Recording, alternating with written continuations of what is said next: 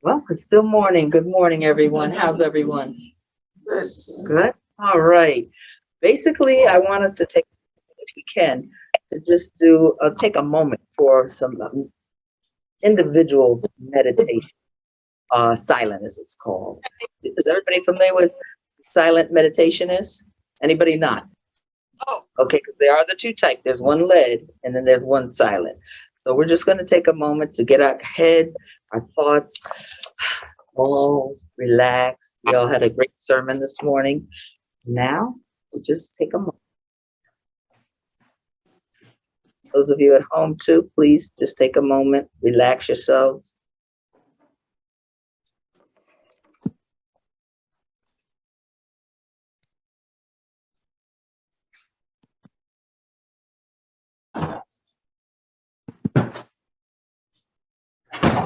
It's good to meditate. And if you do get a chance, try to find a quiet place. Home is one of your best places to do it. And just let your body breathe. Listen to your heart rate, listen to your breathing, and then just get your thoughts into you as you take a break from the world, because we're kind of in a crazy world right now with all the things that are going on. We've had some good times, and as we know, we've had some sad times recently as we've lost some people. But right now, we're going to get ready and begin our program. I would like to introduce our guest speaker, who is Miss Brenda Brown. Brenda's originally from California and has moved and has made Binghamton her home for many, many years. She has been involved with the community, with youth. She used to work down at Columbus and with the Binghamton public school system. She's also counseled privately, and she is a great, great person when it comes to knowing about Black history. She has led a lot of the sessions in the Broome County area and around with the Black History programs. And today we'll be presenting the post-COVID Youth Safe Space at Risk. And with that, she is also a member of the Red Cross, Delta Sigma Theta sorority, NAACP, and I know there's several others that we could go on and on about. But I think everybody's waiting to see you and meet you and get you right on into the program here. So without further ado, I'd like to introduce Miss Brenda Brown. I just appreciate it because I'm at this stage of my life where whatever I have, I want to give that. I want to empty myself because at 75, I shouldn't want to hold on to information and knowledge. I should share. So it makes me feel good to be able to say, on May 7th is my birthday, and I will be 75 years old. And on May 1st, I'm starting my birthday time doing a presentation. So that's a good thing about me. Now, regarding COVID, we're doing COVID and we're going to talk about school children. But I have to start off with COVID in such a way that it was so casual when it first started happening. It was like, hey, this is coronavirus. Never heard of corona. And I'm saying, how do you spell corona? Then it was the pandemic. And then it was like, the United States is so smart. We'll never be victims of this. Never. This is just something that, oh yeah, they're just talking about this on the news. So casually, I said, okay, it'll go away. That's how I was feeling. Then it got to the point where they started talking about people in nursing homes dying. You can't go visit the sick and the shut-in. And I said, wait, this is serious. This is something I need to listen to. And I'm starting off with, these are not I left my other good glasses in my car. So I started off with thinking that, okay, nursing homes, I'm at that age. I know people who are ill. maybe I should pay more attention to this. So as I got into it, we started talking about death and dying. There's no place to store bodies. They were putting them in freezer trucks. And I said, I remember this happening when I did a disaster in Florida, and there was no place to put bodies, and they brought in freezer trucks. So I said, this is real. This is happening to me. This is something that I think we need to stop and listen. Once I really got into it, I started thinking about families. Now, I'm an older person. I'm surrounded by children. I live near Maine Inwell School District. I have kids who are in the UE district that I know. So I'm thinking, if this is impacting me, what is it doing with children? So then, remember how, okay, we're all on board now. We're all beginning to say it's going from a casual to something that's real. And the way we're going to do this to survive it is, remember when neighborhoods were doing sing-outs?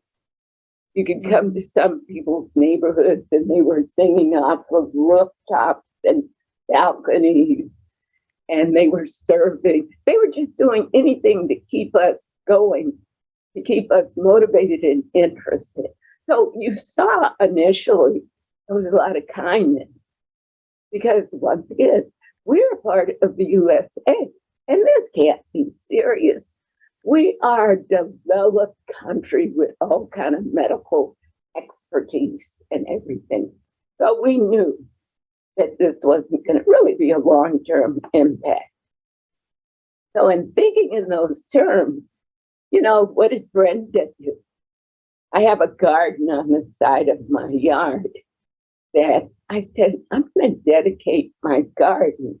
And I think you should be able to see. And you can see the pictures, right? Yeah.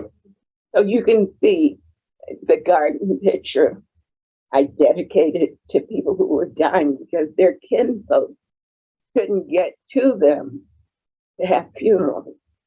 And anytime you have to postpone a funeral, or you postpone, you don't have it at all, what does that do to a person? What happens when that happens? So I had a garden set up, good way to meet neighbors and friends too, because people would pass by and they'd want to have a conversation. Then I got into, this is really real. So I started looking at and hearing that things would be canceled, such as school. When I was working, if we had a snow day, boy, that was great joy. You know, the kids would tell me, wear white socks, Miss Brown, to bed, because that means we're going to have snow, a lot of snow. So initially, it was fun thinking about it. But then it went from, okay, there's no school today. There won't be school for the next 3 days. Then once a week. And then, so it started messing up kids' heads because that's their safe place. Why is that fun?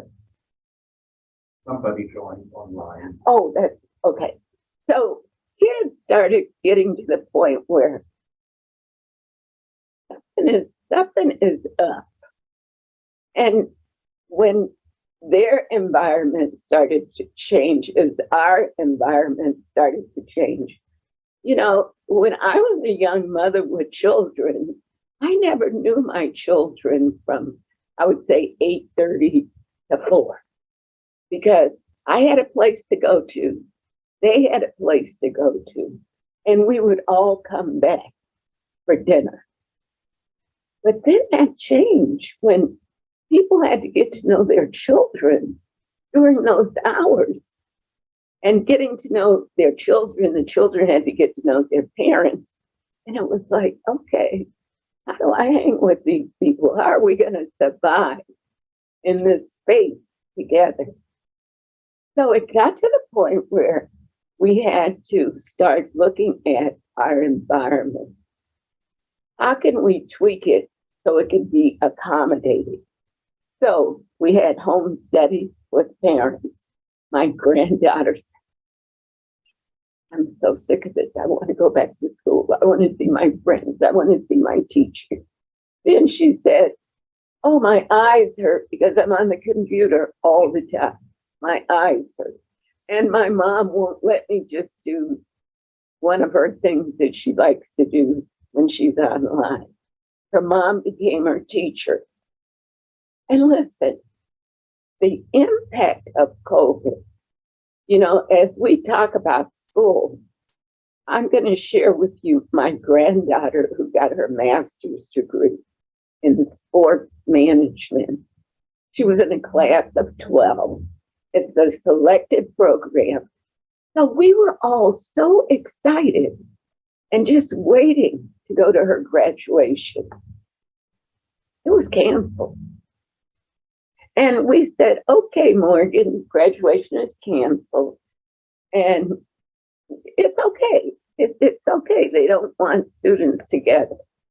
So we got her to accept that it's okay. Then it got to the point where, okay, we're going to mail you your degree. So her degree was mailed to her, and we thought, oh, that's fine. She now has her degree in hand. You really finished. You really did it. But that wasn't enough. I'm going to say maybe 6 or 8 months later, they mailed her degree with the seal. That little girl, once she opened that letter, she went to Office Max. She went here, there to get copies of that degree to say, yeah, I did it. She needed to have it in her hand. She needed to see it. And then she needed to mail it to others. But that was important in terms of her closure of this stage. So we get to the point where we said, other kids, if Morgan went through this, other kids went through that, because during that time I was talking to her. I was trying to make sure, stay up, don't get down, you finished. Well, people, you guys got jobs, it all worked out. But it wasn't until she got that piece of paper in her hand. And then her mother worked on Old Dominion campus, and she had the job of telling kids they had to go back home because of temperatures or because of this, that, or the other. So it was like really understanding the impact of what we started off as casually coming real to all of us. And with students, that's really tough. So it got to the point with, who do we trust when it comes to death and dying? Coming from an African-American community, this was tough because we knew about the pandemic. We started slowly accepting coronavirus. I mean, they were doing everything to get you corona. So then as we start accepting, we got to the point of, who do we trust with our health matters? Friends and family or the government? Because remember, we're responsible for our children. Do we have a backup plan with science, or plain folks with limited information? Girl, don't you take that medicine. Don't you get that shot. Don't get that back. Don't get your kids involved in that. So we had all of this. And it's based on legitimate sources. But this is a new stage in life for us. So there were historical conversations about medical neglect when it came to experimental drugs used on Black men, pregnant women, some children there. And I'm not going to give you a lot of information, but there's the Tuskegee experiment that don't talk about it, encourage people to read about it. Because as we were spreading, as people were talking, girl, you better do this, you better do this, because you know the government is going to kill you with all this. So you have to make sure that you read and you get information. And then we know that we've had pandemics, epidemics, we've had those before. And one example I can give you is the flu. Every year, we talk about getting your flu shot. I can tell you the people in my social circles, a lot of those people don't get the flu shot. And I'm saying, but you should get the flu shot. Those same people who talk about they don't get the flu shot also talked about that. And I'm saying, but you should. You should think about it. Don't just because your neighbor or your grandmother or someone down the street said, you better watch those vaccinations because of what happened in the past. So we were left with, who do we trust as Black people getting ourselves, getting our kids ready for school? Do we vax or not vax? And then once again, when we all accepted COVID is real, COVID is going to be with us. It is so real that, okay, we had the neighborhood sing-alongs. You passed by, you had birthday parties where people would carpool in cars, honk their horns.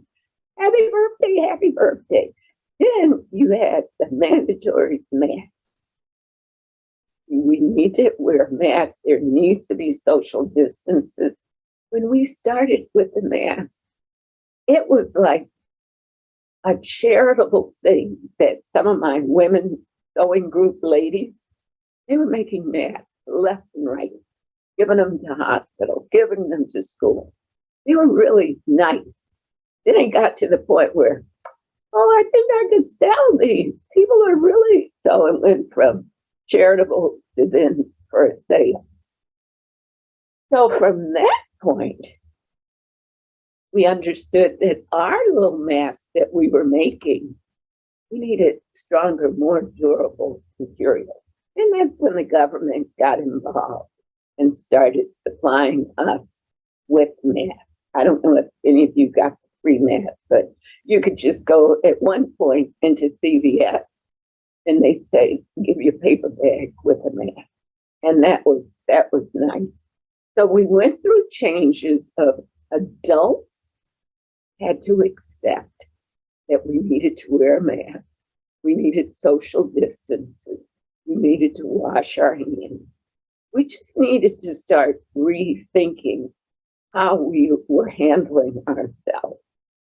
And once again, that was hard because you're going from being the adult in charge to children. So when it comes to me looking at adults in charge, we know what we had to do. It was hard. And you can go some places and be, I'm not going to wear a mask. I'm not going to get vaccinated. I'm not going to do any of that crap. Who's the government? They don't know. Okay, fine. So then I said, home environment has changed. The public environment has changed. And having children, what do we prepare our children for? They start preschool. That's their space. They start kindergarten. That's their space. And they look forward to it. And they do middle school. And I love using middle school as my stomping ground because middle school is where parents start detaching from children and children start coming into their own being. So when this environment changed for them, that's when we recognize academics is important. And we know academics is important. But the most important thing about a child in school is the school environment. That outside of home, that's their protective space and place. When you see kids get off that school bus or walk to school, there's a certain place that they go. There's a corner over there for my group. There's a corner over there for their group. So you have the athlete. So the school environment is, like I said, to repeat, middle school is my stomping ground. And we all have corners in that middle school where is that Brenda Brown today? Let's see if she's over by the flagpole. Oh no, she's in that Bush's group. Or hers, so we all have our places in that school setting. And going to school to me is all about, like I said, academics is important. But then with COVID, we had to start looking at academic success and academic failure. There are some kids, I don't care what happens, they're going to always make it through testing. They're going to always do well in school, some kids. And then there are other kids who experience failure because this was a lot for them to handle. And when I say failure, school, in middle school, you start dealing with sex, drugs, alcohol, relationships, gender, identity crisis, coming out issues, parent issues, negative peer group attendance rebellion. That's where you start recognizing this and you start working through this. I can't stand my parents. Who can I talk to? Well, you have your friends in that corner. Girl, my mother did the same thing. You miss those opportunities when things were changed. And then you also get into, that's where you're introduced to hardcore bullying, shame, embarrassment, fear, anxiety, helplessness, all of these full range of emotions. That's when you see, oh, now who's joining this club? Who's a part of this organization? Who's playing on this sports team? So here they get to the point where they're looking at themselves through their peer groups, through joining organizations, being accepted, being rejected. So when COVID started, they were home. When COVID started, I can't see my best friend. I can't see, girl, who did your braids? They look so good. I like that purple piece that you put in your hair. They missed out on all of this. And those new shoes and new boots. And did you know that they are going together now? That's her boyfriend. That's this. All of that was missed for a lot of kids. They would come back on campus, maybe, like I said, once or twice a week. But it was just so different. It wasn't like their free space that they looked forward to being a part of. So it was a brand new world for them. For some kids, in order to make it through a brand new world, they're going to need a lot of support. And when I say some kids, that same thing is true for parents. Because we put a lot of pressure on parents once we went from a traditional learning model to virtual to hybrid. A lot of parents, it's like, I work all day. To come home and to have to teach my kids, that was tough. And a lot of parents didn't get a lot of the learning that they needed to feel comfortable in teaching their kids. So the family was put in a chaotic situation of, how do we survive this? And it's tough, and it's still tough. So I want to say that in the post-COVID environment, we have to rethink the safety net that we all rely on. Monday through Friday, when it comes to our children, we know that membership in a school community is important. Homeschooling, I admire any person, parent, guardian, friend, who homeschool their children. I liked my children.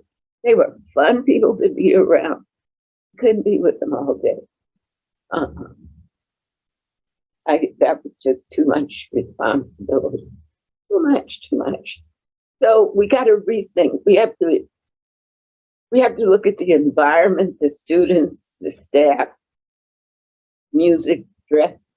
All of this is important to developing a healthy young person.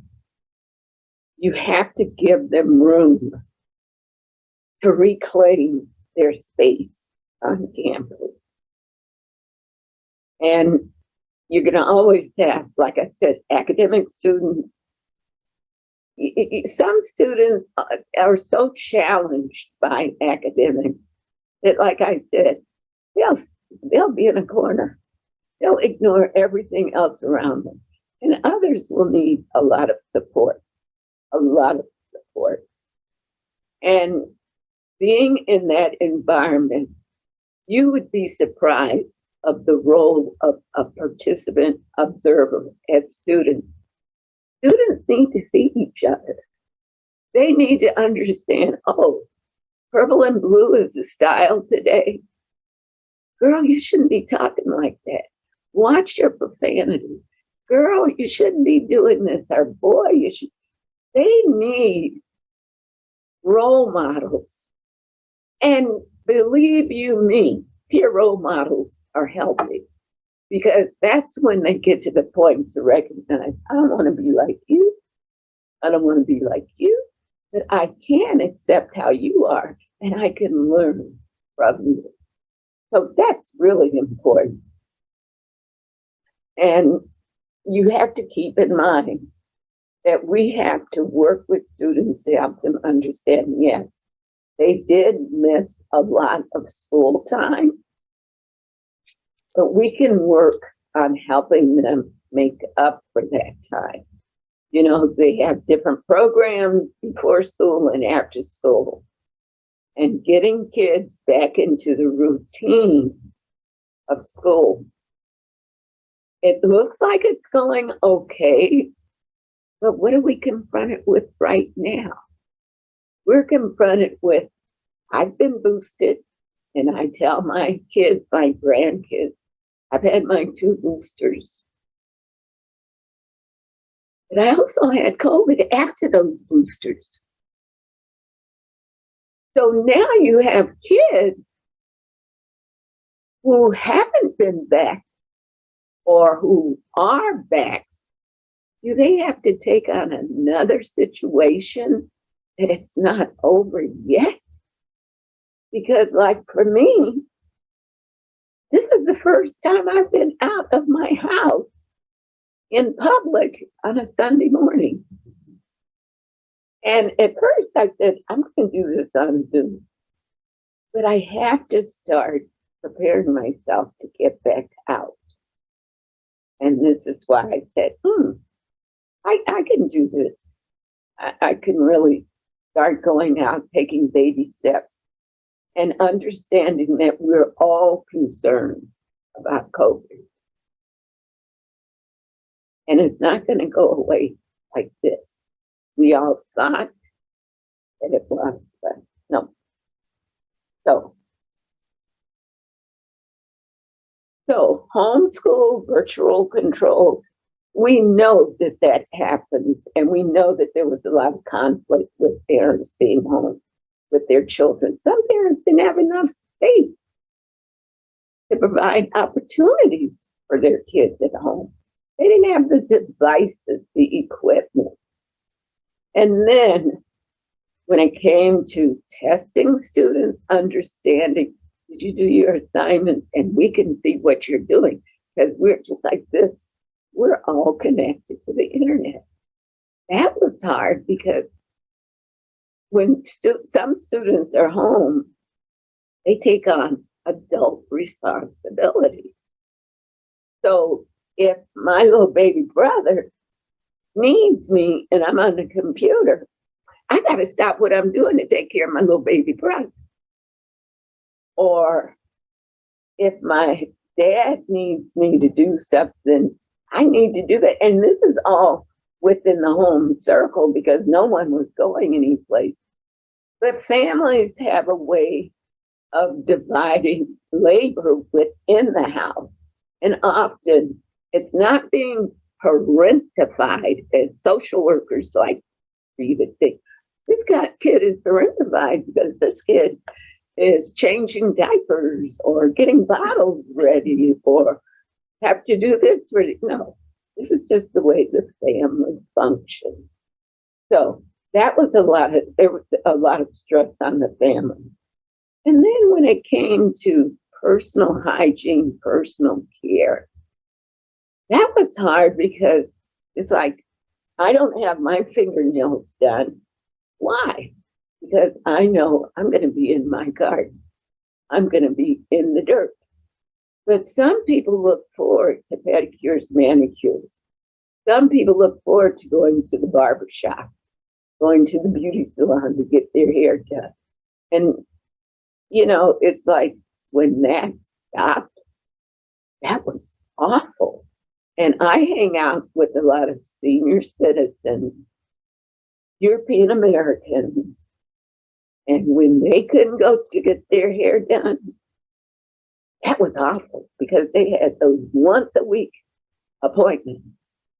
And when they couldn't go, that was awful. So the kids, it was the same thing. They're used to going to the barbershop and getting those lines put in their hair and getting braids, or when that stopped for them, it's like, oh my gosh. So they had to deal with personal hygiene issues, space issues, device issues. And the one thing we know, schools became very creative in understanding that we have to provide families with equipment. In providing families with equipment, I'm just learning so much. They had to make sure that they had Wi-Fi or access to Wi-Fi. What do you call it? An open zone. You had to go someplace where you get, you know, I'm saying, wow. So families had to do a lot to stay connected with schooling. And the poor kids, we worked with them. And that's what we wanted to do. But we also had to understand that this was new. What started off casual, oh, it'll go away. Because we're in the United States of America. Our technology is the greatest. We developed all of this scientific research, and we didn't think it was going to be this long, and it still keeps going. So major gaps that we have to be concerned with: attendance for kids. They were disconnected from their peers, social engagement with peers. You know, in middle school, it's when you start learning how to hold someone else's hand, maybe get a kiss, and talk on the telephone. That's what middle school is all about. And the other side is middle school can also have negative peer groups, school violence, gang initiation, truancy, self-harm. And we have to keep in mind that that's when we need the school. We need to look at the school. And once again, I'm not talking about English, math, and science. I'm looking at the school environment and all the people that function in that environment, who plays a role. Teachers, the maintenance workers, the cafeteria workers. Where our kids go connected to all those people. And those people look out for our kids. It's nothing for someone in the cafeteria to say, hey, Brenda, what's going on? Did you have a good weekend? You'd be surprised at how that uplifts a kid.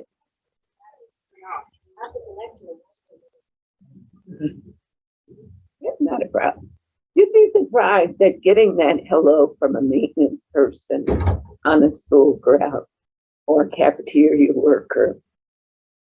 It just makes a kid's day. And one of the things, I can't think if there's a program that comes on. Oh, I can't think of the name, but it's really good because it lets you see the role that everyone plays in the school setting.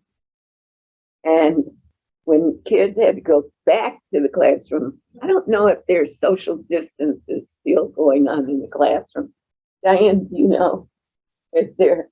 To a point, yes. Okay. I teach at UE. Okay. We don't do this. We're not wearing masks and we're not really doing social distancing. Okay. So it's open. Everything's open.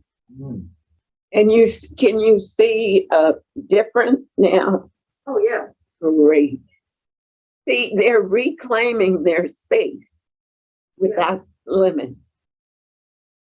And no one, looked at the space, and I'm saying that is important when it comes to students being involved.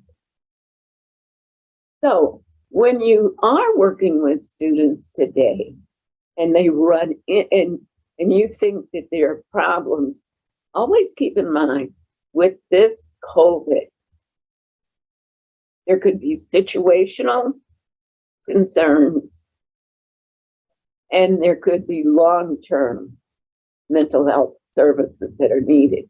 And I like looking at situational concerns because now that they're back, we can get a better understanding of the impact it had on them.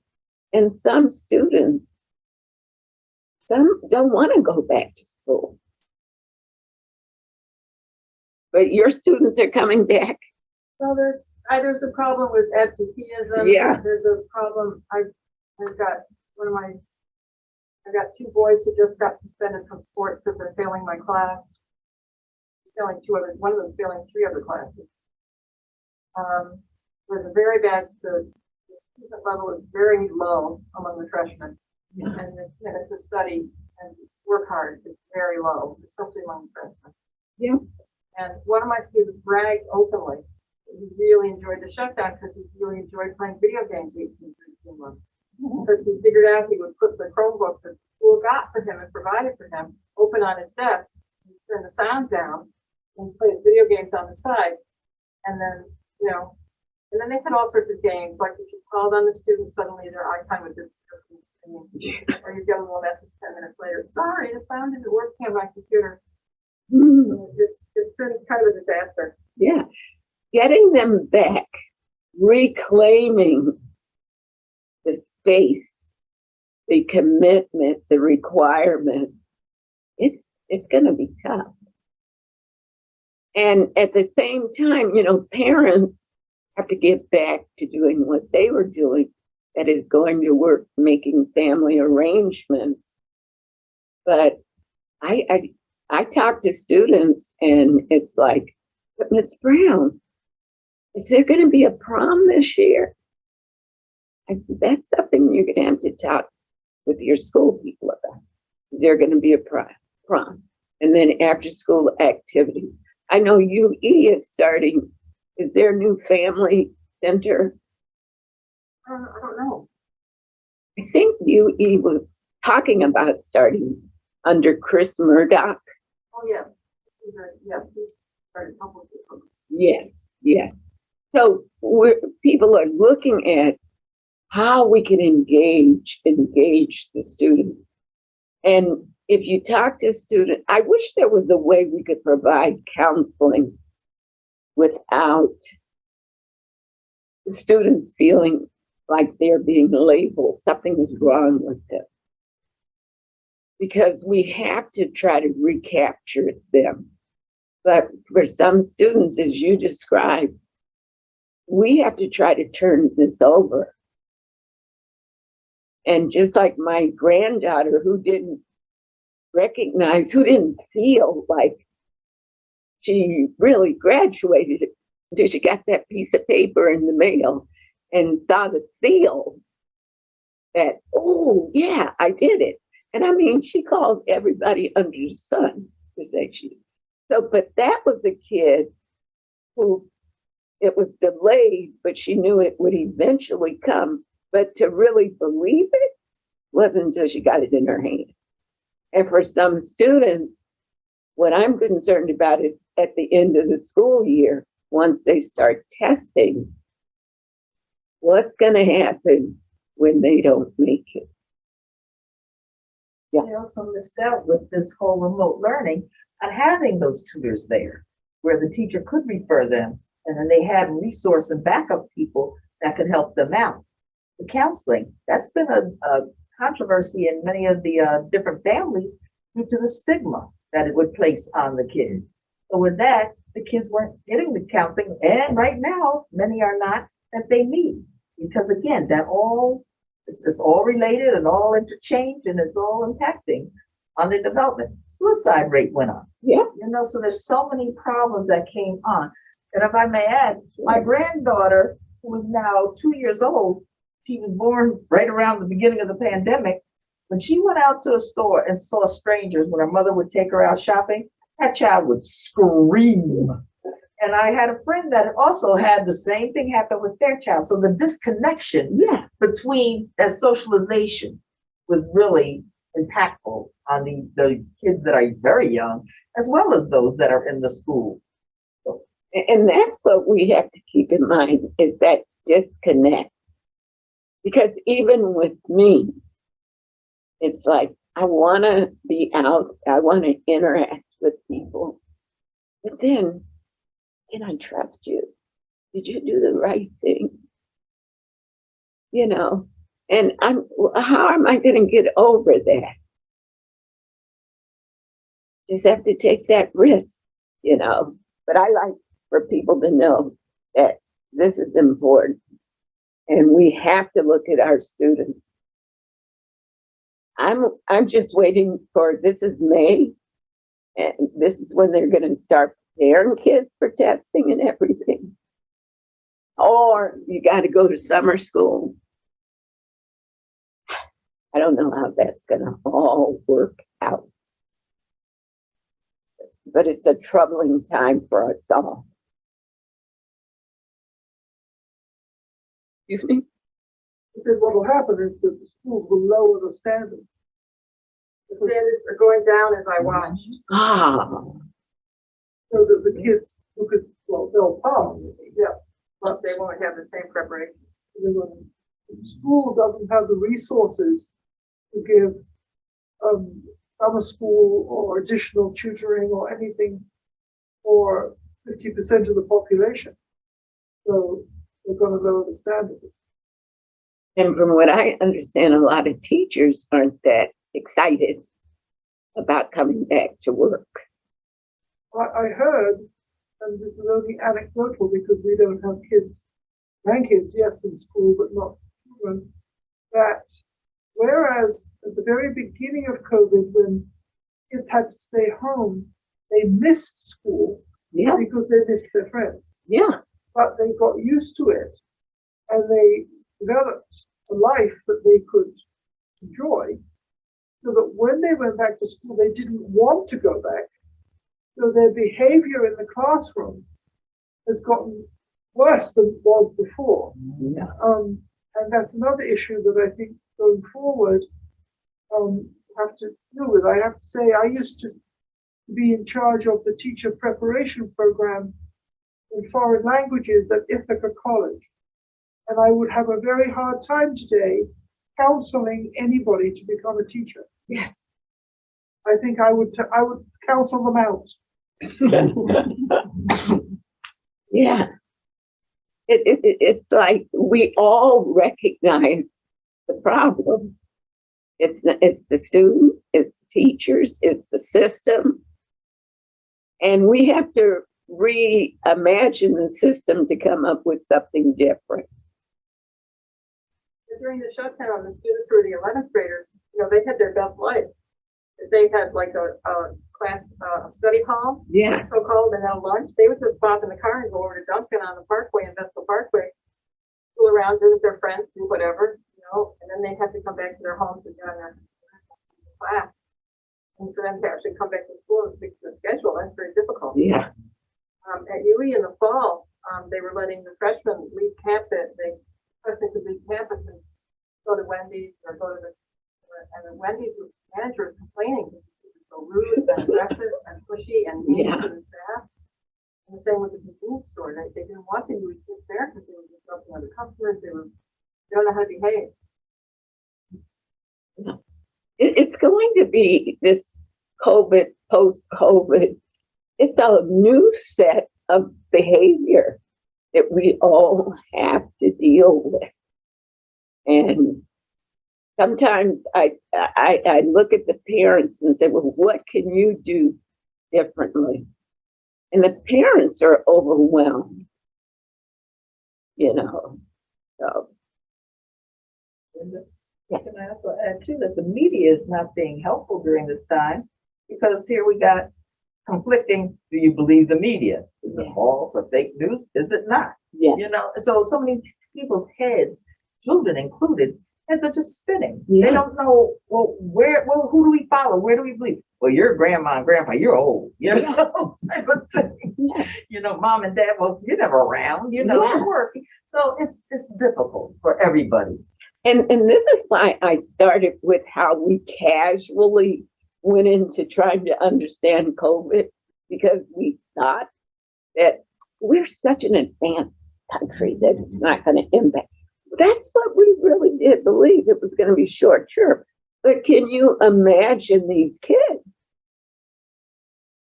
Your students, this is going on. And the news now is, I think it's not over.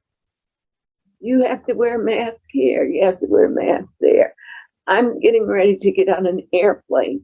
My biggest fear is I may be able to leave the area to go, but when I get back on the plane to come back to Binghamton, what if my temperature is up and they tell me I can't fly out?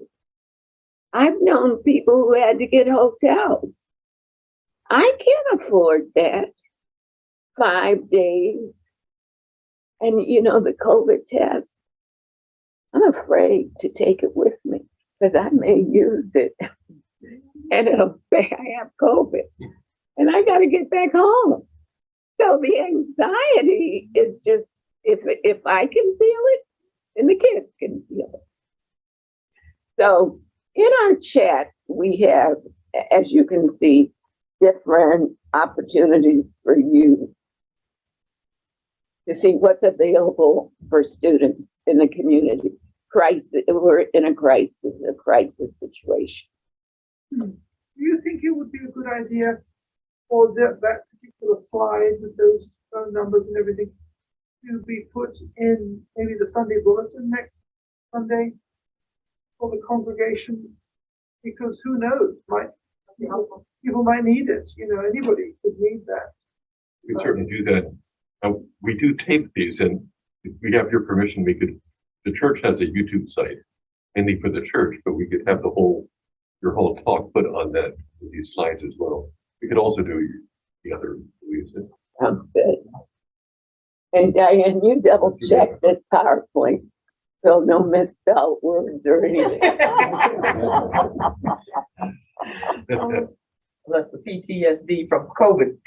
Yeah, okay, right. I would also, well, one other thing in the background, and that is the million deaths.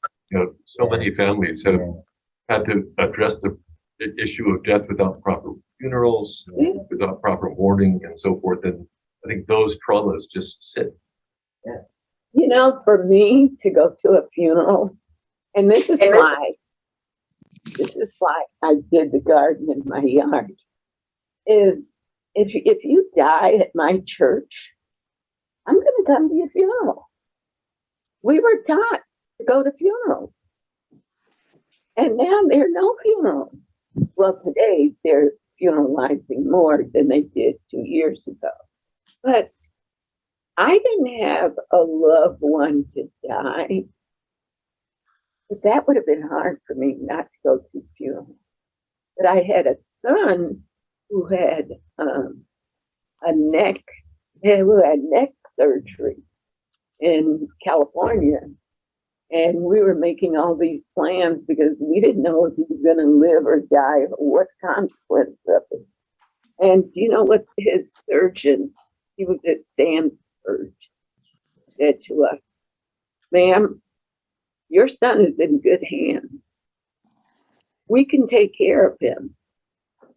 And we can inform you when it happened, when something happened. But you couldn't go, he said, you can't come in the hospital. You can't, so flying there wouldn't have helped me because there was nothing I could do. And some people told me, well, you should report that surgeon for telling you that. But that was the best thing that ever could have happened. First of all, I don't drive in California, so. But, and then I have listed some questions that students have. And I'm open for questions from you all, and I just hope I was able to give you information that was useful. Thank you, Ms. Brown. That was very, very helpful. Yes, it was very useful. And just capsulizing everything that you shared,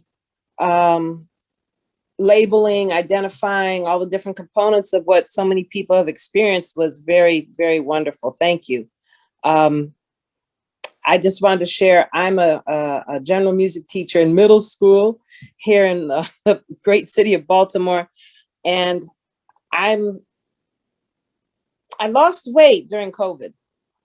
I lost 15 pounds going out and walking every day because of the frustration of learning how to work online and using Google Classroom and no stress. But now that I'm back in the classroom, the stress, not been pretty. Not been My pretty. advice to you is stay out of the teacher's room. Oh, I do. I just stay in my room. I've never been a teacher room hangout because it's nothing for me to do. But I am unfortunately joining the line of people that are retiring. But it's not been 5 years of teaching. It's been 32 years of teaching for me. And I say, I need a break right now. And I feel bad because so many people, so many teachers are leaving, but I just need a break. And maybe in a couple of years, I'll go back. I'll have to wait and see. But this situation has shown the light on things that need to be dealt with in education. And the internet disparity is one big thing, the internet infrastructure. So hopefully that will be dealt with in the next several years so that everybody can have access. But yes, so thank you. Thank you Well, thank you for joining us. We are at the end of our hour. So Brenda, thank you so much. This is terrific. Yeah, thank you. Thank